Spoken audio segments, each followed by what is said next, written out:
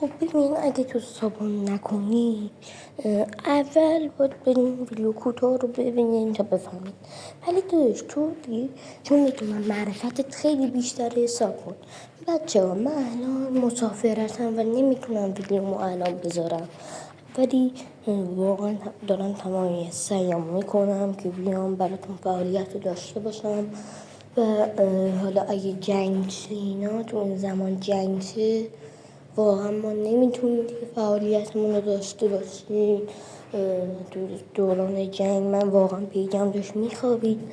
حالا اگه میشه منو صبح کنین زودتر به 1 برسم، بعدش بریم برای 10.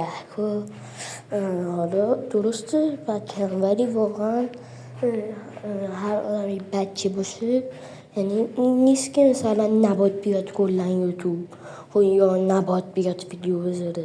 خب من بچه هم و میخوام هموطنم برای پول نیومدم یوتیوب، نه راستش برای پول اومدم، ولی جدی من که قرار نیست وقتی میدونم فقط میخوام تو رو سرگرم کنم. اگه فقط برای من تویی که مهمی و فقط میخوام که از هموطنم رو سرگرم کنم، ولی من دارم این همه زحمت میکشم ولی تو حتی یه صابم هم نمی کنی.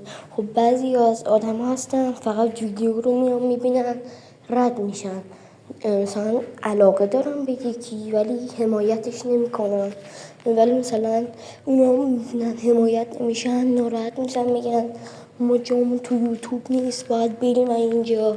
بعد میرم و تو تازه میفهمی چه اشتباه بزرگی کردی. میگی مثلا آقا من با این حال میکردم چرا رفت؟ خب این دیگه تقصیر خودته، چون که حمایت نمی کنی من داره پیجم میخوابه. واقعا تو باید درک کنی اینا رو. بچه هم بعد یه سوال دیگه هم ازتون داشتم. شما تو دور جنگ چی کارا میکردید؟ بعدم بچه اگه میشه تو یه ویدیوتون فقط یه ویدیو کوچولو بذارید بگین آقا اینو ساب کنیم به رفیقاتون معرفیم کنید که من پیجم دوباره بیاد بالا و مثل قبل شم. ازتون ممنونم. اگه منو ساب کنید من حرف دیگه ندارم و خداحافظ.